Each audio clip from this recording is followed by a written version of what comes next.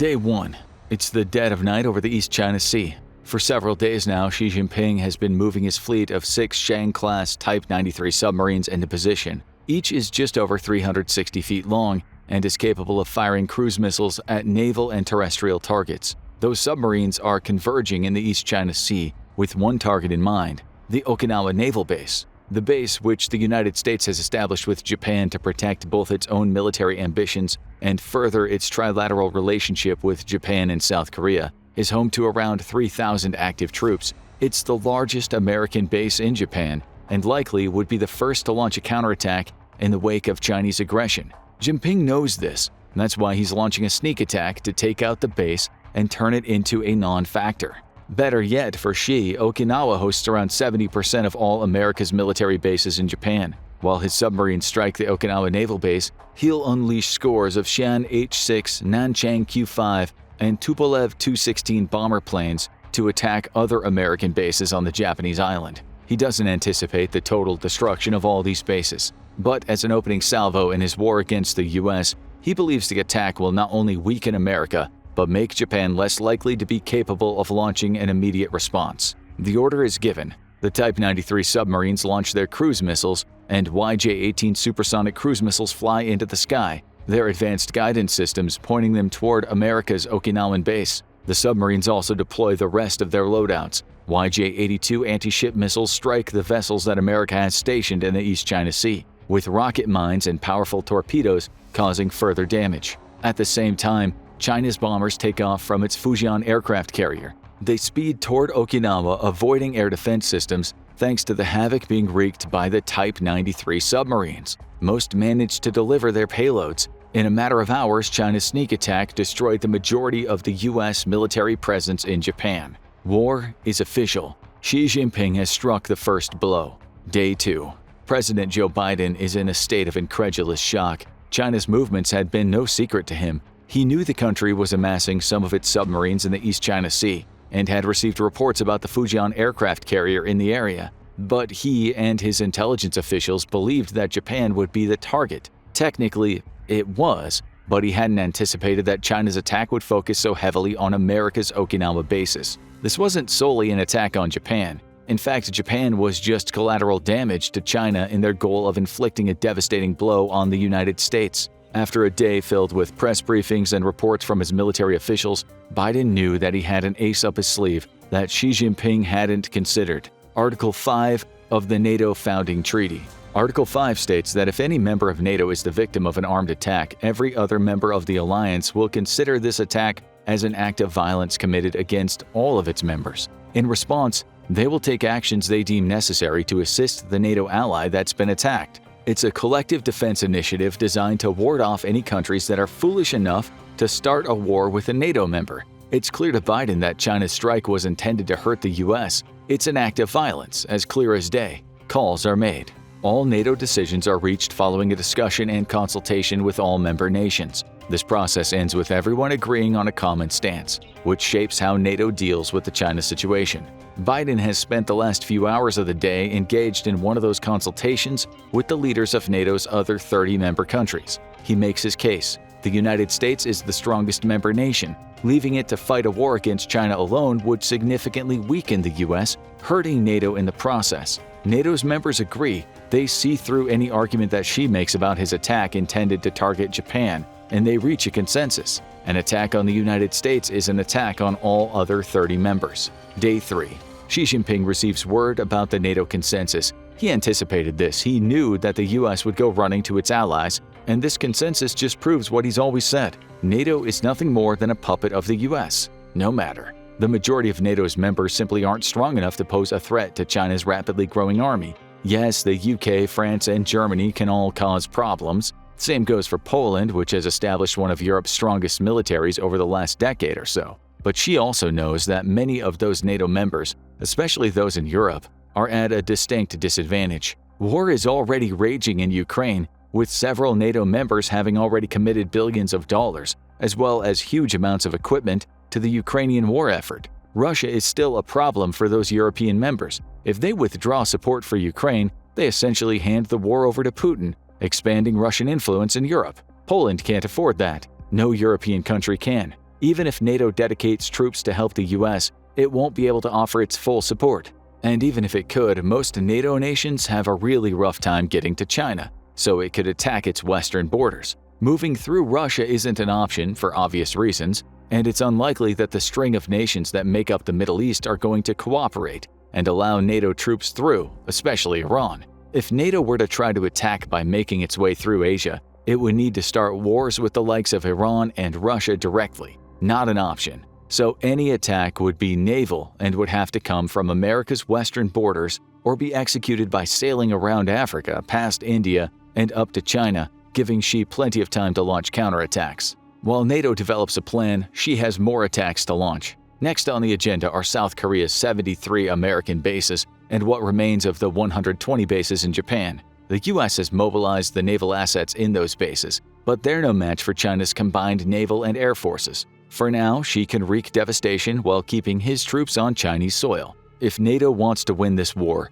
it will need to find a way in. Day 4. The US has accepted that sacrificing many of its bases in South Korea and Japan is an inevitability. At the very least, the sacrifice buys NATO time, with the added benefit of incentivizing Japan and South Korea to join in the fight. So far, neither nation has officially declared war on China because they're wary of Beijing's nuclear threat. Xi Jinping has over 400 nukes at his disposal, according to the Arms Control Association, with Japan and South Korea having a combined total of 0. They must wait for NATO forces to launch their attack before joining in. As Xi attacks the bases in Japan and South Korea, NATO comes up with a plan. Use Australia as a base of operations to enable NATO forces to attack China from the south. America already has 7 bases set up in the country, housing over 1,000 troops. Britain's strong relationship with the Aussies will also prove advantageous, as it has 4 bases set up in the country. All that's left is to get Australian approval. NATO leadership has been speaking to Australia's Prime Minister Anthony Albanese. Its argument is simple. China has started its march toward world domination. By taking out the US first, it hopes to weaken the Western forces that could prevent it from tipping the global geopolitical scales. And with the US out of the way, who does Albanese think China will target next? Japan? South Korea? Australia? The argument is already convincing, but NATO can also highlight that it and Australia already have deep ties. Though Australia isn't an official member, it has worked with NATO in Afghanistan. It provided troops from the Australian Defence Force, or ADF, to work alongside NATO's International Security Assistance Force during the Afghanistan conflict. Plus, NATO and Australia have signed several agreements related to defense building, and Australia is one of NATO's Enhanced Opportunity Partners. It's a member of NATO in all but name, the organization argues, and it will need help to protect itself against the looming Chinese threat. Albanese agrees. NATO spends the day mobilizing naval assets. The United States mobilizes its Cyclone-class patrol ships along its west coast. Any Chinese attack would have to come through there, because China attempting to attack via the Atlantic would open up its naval assets to assaults by NATO's many European members. With the Cyclone-class ships mobilized, the U.S. deploys Avenger-class mine countermeasure ships, which will be vital in clearing the East China Sea of mines, as well as the majority of its fleet of 40 Los Angeles-class submarines. A handful remain stationed in the Pacific to guard against Chinese vessels. They're accompanied by Freedom-class littoral combat ships, which will sit off of Australia's coast to guard it against Chinese attacks, as well as ships carrying thousands of American soldiers. Britain sends a fleet as well. Assault ships, frigates, and destroyers start making their way to Australia, as does the HMS Bangor Minehunter. The HMS Queen Elizabeth, an enormous aircraft carrier, also leaves British waters on a long journey to Australia. Other NATO nations make their own contributions. France sends several of its frigates, corvettes, and Le Triomphant-class ballistic missile submarines. Canada joins the United States in deploying ships to defend its and America's western borders. As for NATO's other members, they're tasked with keeping Ukraine funded to keep the Russians at bay. After all, Russian success in Ukraine provides Putin with an opportunity to lend extensive support to China, should he choose to do so. Even a depleted Russia would be a dangerous ally. So NATO's other European members must continue supplying Ukraine with money and equipment to drag that war on even longer. Day 5. NATO's collaboration with Australia isn't unexpected. Xi sits in his office to contemplate his next move. An attack on Australia now could weaken it ahead of the arrival of NATO's troops, but he doesn't want to risk a ground-based assault. Plus, Australia has mobilized its navy into a defensive formation within the country's northern borders. That navy doesn't compare to China's in sheer numbers. She knows he has over 700 vessels compared to Australia's 43. He could attack now and use the days it'll take for NATO forces to arrive in Australia to overwhelm the country. But he has another problem. Japan and South Korea have started mobilizing. Buoyed by the news that NATO is on its way, both have mobilized their navies into defensive postures. Japan's fleet of 155 vessels doesn't compare with China's, neither does South Korea's fleet of 200. But combined, they represent a serious problem to which Xi has to divert at least half of his naval resources. Xi maintains a strong naval presence in the East China Sea and in the Sea of Japan, encouraging skirmishes with Japanese and South Korean navies. He deploys the Liaoning and the Shandong, China's 2 aircraft carriers, to handle Australia's ships. They bring 57 Shenyang J-15 fighters into the South China Sea and the Philippine Sea. Days 6 to 10. What follows is several days of attempted strikes against Australian naval vessels. Xi launches wave after wave of J-15s from his aircraft carriers, each equipped with 23 or 30mm cannons, along with PL-7, PL-8, PL-9, and PL-12 cruise missiles. Any of these planes that get into range of an Australian ship is able to drop various bombs, including guided ones to scupper the Australian Navy. But Australia isn't defenseless in the air. Even though Australia doesn't have any aircraft carriers, it does have 24 fighter jets. That might not seem like much compared to China's 1,207 fighters, but China's capabilities are limited to the 56 J-15s on its aircraft carriers. While it's still an uneven matchup, Australian jets can fly from their home territory, carry out bombing runs, and engage China's J-15s in aerial combat to protect part of their fleet. Additionally, American and British troops and their ships and planes are also involved, providing extra support for Australia's defense efforts. The Aussies just need to hold out for reinforcements. NATO is on its way. Ground troops are being flown in daily, preparing for an all-out assault from Australia. It'll take at least another 5 days for America's fleet of Los Angeles-class submarines to arrive, which will be enough to scare away China's aircraft carriers. Their loadouts of Tomahawk missiles and Mark 48 torpedoes are enough to cause serious damage to China's aircraft carriers, if not sink them outright. And China can only sustain its aerial assault for a few days before its carriers need to return to port. The rest of NATO's naval forces will come in the following days, shoring up Australian defenses before getting ready to launch a counterattack of their own. Day 20. NATO forces have arrived in Australia. US, British, and French ships and submarines are docked and ready to take the fight through the South China Sea and into the East China Sea. Xi Jinping expects NATO to start landing troops in China, or at least attempting to do so, where his massive ground forces will be able to fight them off. It's a filtering effect. Some get through and engage in ground warfare, with China's superior numbers winning the day. Meanwhile, China uses its coastal navy to delay landing ships and ideally keep the filter effect going. But that's not what happens. Over the next few days, NATO's naval forces do little to make real inroads through the Chinese seas. Instead, they're organizing into defensive formations, essentially creating a barrier between China and Australia. Reinforcements arrive in Japan too, with NATO's combined naval forces essentially pinning China into the South and East China Seas. That was unexpected. Xi expected his provocation to push NATO into attacking on Chinese soil. Why isn't that happening? He racks his brain trying to find an answer and comes up empty. He tries launching naval attacks against the barricade, but he's met with opposition that's strong enough to keep his ships penned in. And he quickly realizes that his massive navy, primarily made up of smaller ships, doesn't have the sheer tonnage required to compete with combined NATO, Australian, South Korean, and Japanese forces. Days 21 to 30. NATO's plan is going perfectly. Sending such a huge fleet to Australia under the auspices of using it as a base of operations to launch an attack has tricked Xi Jinping. That was never the plan. Instead, Australia bravely held the fort while waiting for NATO forces to arrive, and now has a much stronger defense against Chinese aggression. Even China's spies in Australia reported that a counterattack was imminent. In the meantime, Japan, the US, and Canada have cooperated to create defenses across the Pacific Ocean. Chinese ships won't be able to make it past their blockade toward the United States without being detected, meaning a ground war on American soil isn't a possibility. The strategy of tying up Russia in Ukraine has also worked well. NATO continues to funnel funds and equipment to Zelensky, with Russia growing increasingly wary of making further provocations in the European theater. Poland and Germany in particular have spoken in the media about how they'll be forced to respond if Putin allows China to send its troops through Russia and into the European mainland. She was relying on Russia to provide safe passage so he could launch an assault into Europe. That isn't going to happen anymore unless China can commit forces to Russia's effort in Ukraine. And it can't. It's already stretching itself, attempting to break through NATO's new barricade. She is pinned in, and the worst is coming.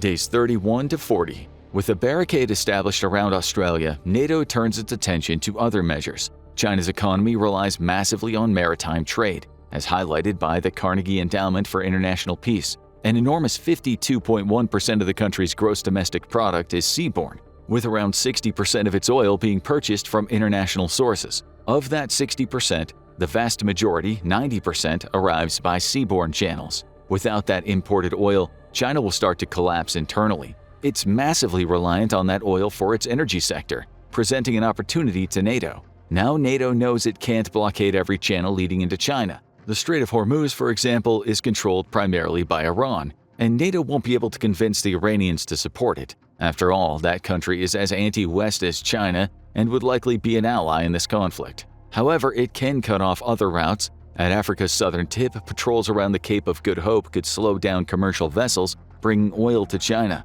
Same goes for the Malacca and Singapore Straits. NATO has smartly cultivated strong relationships with the countries that control those straits: Singapore, Malaysia, and Indonesia. A bilateral meeting between NATO's Minister of Defense and Indonesian representatives took place in October 2023, with the organization also conducting visits to Singapore via its Science and Technology Committee since at least May 2019. Malaysia is an outlier in that it doesn't have such a direct relationship with NATO. It could be argued that the country is more of an ally to China than it is to NATO. But at the very least, NATO can sow seeds of discontent between the three nations controlling the Malacca and Singapore Straits to slow down the passage of oil through them. And through it all, NATO will force its presence into the South and East China Seas. Even oil that makes it through the various routes that lead into China must navigate these seas. A multi-level blockade can slow down or even prevent many of the ships carrying exports out of China, as well as imports and oil into the country. NATO's strategy becomes clear. It's going to hit Beijing in the purse strings, because it knows that China's fleet can't match the tonnage or firepower of the combined NATO naval forces. Day 41. Xi Jinping is panicking. Reports are already coming in that commercial ships are being delayed, with NATO's naval blockade making it incredibly difficult for ships to make it into China's ports. Even those that do are coming in at such a slow rate that they won't be able to sustain China commercially or in terms of its energy needs. Then comes more bad economic news. With its naval blockade established, NATO's member countries simultaneously announced sanctions against China. Japan, South Korea, and Australia follow suit. Economic blow after economic blow comes reeling in. The United States places severe limits on Chinese imports, making a massive dent in the $562.9 billion China earns from sending goods to the U.S. annually. In the UK, similar sanctions take a slice out of the near $80 billion of imports the country typically buys annually. Germany, Poland, France, Canada, every NATO nation follows suit to cut off the money flow into China. They also place sanctions on their exports, limiting what China can receive even further alongside the naval blockade. This is turning into a disaster for Xi Jinping. He expected his war against the U.S. to draw in South Korea and Japan. After all, he attacked bases in both countries directly. He even expected NATO to join the war, though he thought he was safe from many of the countries in the organization due to their European positioning. But he didn't expect a blockade, and there's nothing he can do about it. For as large as his navy may be, it's mostly offshore patrol vessels, a little over 125 of them, all of which are useless against the NATO blockade. They have no chance of breaking through. The fleet still has 72 submarines and 71 corvettes, but the combined NATO forces easily match that. Its frigates and destroyers are also rendered ineffective as they come up against similar NATO-led ships. Xi is fighting to a standstill in the waters that surround his country, with every passing day creating more monetary and resource-related pressure. Still, he has one more trick up his sleeve. 3, actually. Day 42. The CSS-4 Mod 3, the DF-41, and the CSS-10 Mod 2. All three are intercontinental ballistic missiles, or ICBMs, that have enough range to reach the United States and continental Europe. The CSS-4 Mod 3 has the furthest reach of the three, capable of traveling a little over 8,000 miles. The other two aren't far behind in range, coming in at nearly 7,500 miles for the DF-41 and a touch under 7,000 miles in the case of the CSS-10 Mod 2. Los Angeles is 6,265 miles away from Beijing, making a nuclear strike with any of those missiles possible. Going the other way, Munich is about 4,800 miles away, Paris 5,102 miles, and London is about that same distance. If he wanted to, she could launch nukes to hit all three now. She knows such a launch would provoke a response from every nuclear-ready nation in NATO. That includes the UK, France, and the United States, all of which have submarines capable of launching their own nukes. China can do little to guard itself against those subs. Its own submarines are either destroyed, isolated in far-flung waters, or stuck in the South and East China Seas. On top of all that, he simply can't match NATO's combined nuclear might. Despite its massive nuclear modernization investment, China only has around 410 nukes. That's more than France and the UK, which have 290 and 225 respectively, but it's less than a third the number of the US. And when you combine American nukes with French and British ones, China would face a potential barrage of over 2,000 missiles, compared to the 410 it could unleash. His government can't afford to weather the impact that a loss to NATO would have on its credibility. China has positioned itself as the alternative to America's geopolitical dominance for years. Surrendering to NATO now would overshadow everything Xi Jinping has achieved over the last decade. He would be ousted in a heartbeat. And even if China accepted defeat, odds are that it wouldn't stay down for long. Somebody else would replace him, with the nationalism he's worked so hard to foster being the impetus for a rebuild that could lead to future conflict. It's better to strike now, unless a compromise can be reached. Day 43. A video conference is taking place. Present are Xi Jinping, Joe Biden, the UK's Rishi Sunak, France's Emmanuel Macron, German Chancellor Olaf Scholz, and every other head of state that leads a NATO country. During this meeting, Xi proposes a truce. The essence is that the war between China and NATO should end, with neither side conceding defeat. Both will essentially engage in an extended ceasefire. China would cease attacks in Japan and South Korea, leaving the US to build its shattered bases. In return, NATO opens the blockade to open trade back up. If those terms aren't agreeable, Xi says, we have certain weapons that can reach major cities in every single NATO nation. It's a bold gambit. Xi Jinping hopes that the threat of mutually assured destruction can put an end to the war he started, while allowing him to save face. He'll be able to spin this in his favor. China would have easily crushed the US, he could say. The only reason it didn't was because of NATO and America's allies in the Indo-Pacific. The NATO leaders mull the proposal over. China's nuclear threat is very real, but they know that it presents an even more dangerous threat to Beijing. On top of that, reports are leaking out that China's missiles may not be as reliable as they need to be in order to make this threat credible. Biden starts speaking. He points out that Xi knows, as well as all the other NATO members, that his nuclear threats can be met with threats that exceed his own. He also highlights the purge that Xi conducted toward the end of 2023, and the reports that some of China's missiles are filled with water rather than fuel. Biden twists the knife. Is Xi Jinping confident that his nuclear missiles can travel as far as he claims? Has the rampant corruption in China's military impacted its ability to conduct a successful nuclear strike? Xi doesn't answer. He believes he can conduct his strike even if some of his missiles are compromised, but he can't know for certain. The meeting ends with NATO's leaders stating they'll communicate their decision the next day. Day 44. Discussions have raged within NATO for nearly 24 hours. Some nations argue that the threat of Chinese nuclear strikes is enough to accept Xi Jinping's proposal. The argument is especially loud from the many members who can't launch nuclear weapons of their own. A minority argues for calling Xi's bluff. They argue that China's president knows that he can't win a nuclear standoff, and that any launch from Beijing would be met in kind by launches from the US, UK, and France. Moreover, Xi would have to deal with almost every country in the world turning against him, as he shows himself to be the aggressor he always claimed he wasn't. He's already done that with his attacks on American bases. Now he's just trying to save face. A consensus is reached. NATO decides to push for a truce, though one that sees China giving up far more than it had hoped. Financially, it'll have to help Japan, South Korea, and Australia rebuild after the attacks it waged against them in the name of its war against the US and NATO. Xi will also have to agree to a stronger oversight of its nuclear program, both by NATO and the United Nations, becoming more transparent about its military ambitions in the process. Only then will NATO accept a truce that sees it open up its naval blockade. The message is delivered, and Xi Jinping is left with a choice he doesn't want to make: launch Chinese nuclear weapons knowing that this action will result in his country's annihilation, or accept NATO's offer, and likely the end of his presidency with it, costing China years of careful strengthening in the process. Which choice will he make? Do you think China will end its war with NATO in a blaze of hellfire unleashed by scores of nuclear weapons? Or will NATO and China reach a compromise that ends the war while establishing that NATO's collective defense works? Tell us what you think in the comments, then check out China versus the United States Military Army Base Comparison, or watch this video instead.